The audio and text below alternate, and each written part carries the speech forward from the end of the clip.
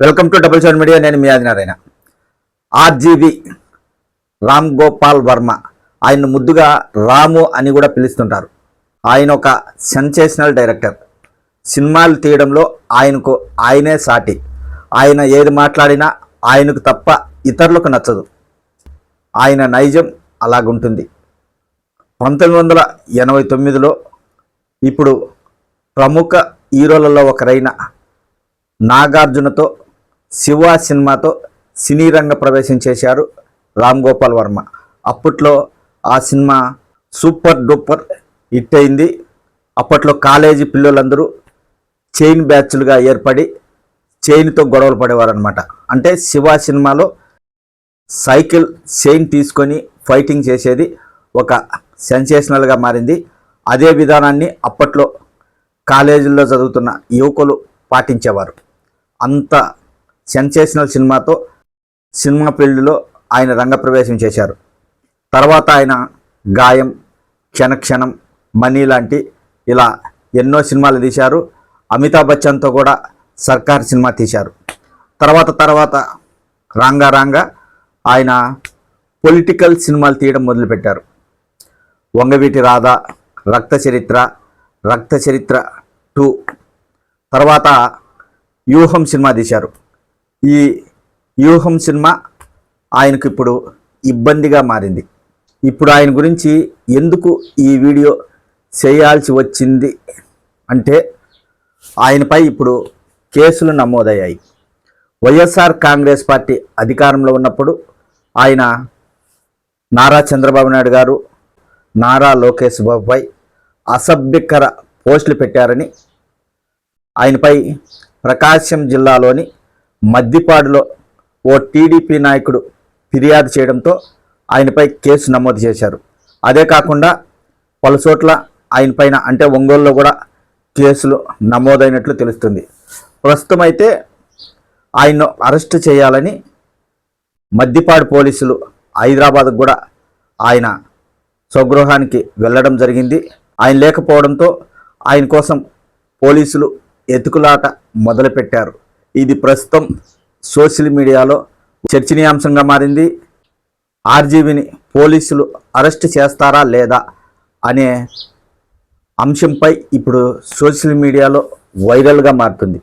ఆయన చేసిన మొదటి తప్పు ఏంటంటే వ్యూహం సినిమా తీయడం. అందులో ప్రస్తుతం ముఖ్యమంత్రి నారా చంద్రబాబు నాయుడు గారి గురించి మరియు లోకేష్ బాబు గురించి కొన్ని సీన్లు కూడా తీయడం జరిగింది.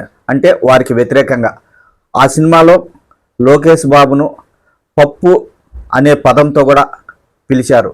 దాంతో అప్పట్లో లోకేష్ బాబు చాలా హర్ట్ కావడం జరిగింది, హర్ట్ అయ్యారు. ఆ సినిమాలో చాలా సీన్లు తండ్రి కొడుకులకు వ్యతిరేకంగా ఉన్నాయి. అప్పట్లో వైఎస్ఆర్ కాంగ్రెస్ పార్టీ అధికారంలో ఉండడంతో తెలుగుదేశం పార్టీ నాయకులు ఏం చేయలేకపోయారు. ప్రస్తుతం కూటమి ప్రభుత్వం అధికారంలోకి రావడంతో ఆయన్ను అరెస్ట్ చేయడానికి రంగం సిద్ధం చేశారు. ఆయనపై కేసులు పెడుతున్నారు. దీనిపై రామ్ గోపాల్ వర్మ కూడా స్పందించారు. నేను ఎవరిపైనో పోస్టులు పెడితే దానికి సంబంధం లేని వారు కేసులు పెడితే ఎలా కేసులు నమోదు చేస్తారు? నేను ఎవరిపైన అయితే పోస్టులు పెట్టానో వారు స్పందించకుండా మిగతా వారితో ఏం పని ఉంది, వారికి నాకు సంబంధం ఏంటి అన్న రీతిలో రామ్ గోపాల్ వర్మ ఒక వీడియో విడుదల చేశారు.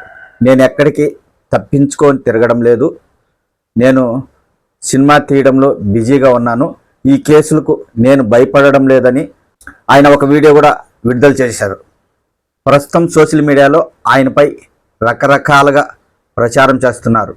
ఆయన పరారయ్యారని, దాంకున్నారని ఇలా ఇష్టారాజ్యంగా తెలుగుదేశం పార్టీ సోషల్ మీడియా ప్రచారం చేస్తుంది.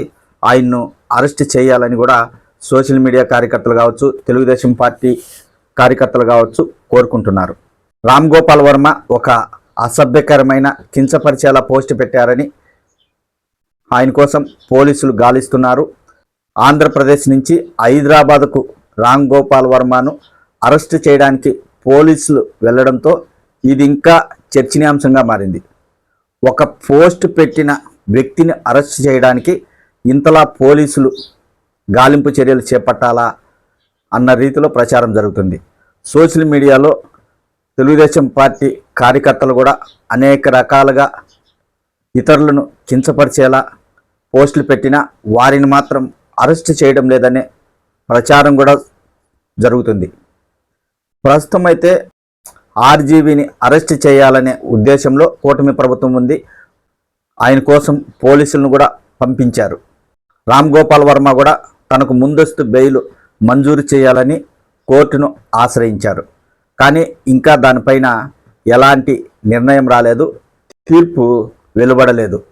ఇంతలోనే రామ్ గోపాల్ వర్మను అరెస్ట్ చేస్తారా లేదా బెయిల్ వస్తుందా అనేది ఒక చర్చగా మారింది. మొత్తానికైతే రామ్ గోపాల్ వర్మ వ్యూహం సినిమా తీయడం ఒక తప్పు అయితే, చంద్రబాబు నాయుడు గారు, లోకేష్ బాబు గారు భువనేశ్వర్ గారిపై అసభ్యకర పోస్టులు పెట్టడం ఆయనకి ఇప్పుడు ఇబ్బందికరంగా మారింది. ఆయన్ను అరెస్ట్ చేయడానికి కూటమి ప్రభుత్వం ప్రయత్నం చేస్తుంది. మరి అరెస్ట్ అవుతాడా లేదా అనేది త్వరలోనే తెలుస్తుంది.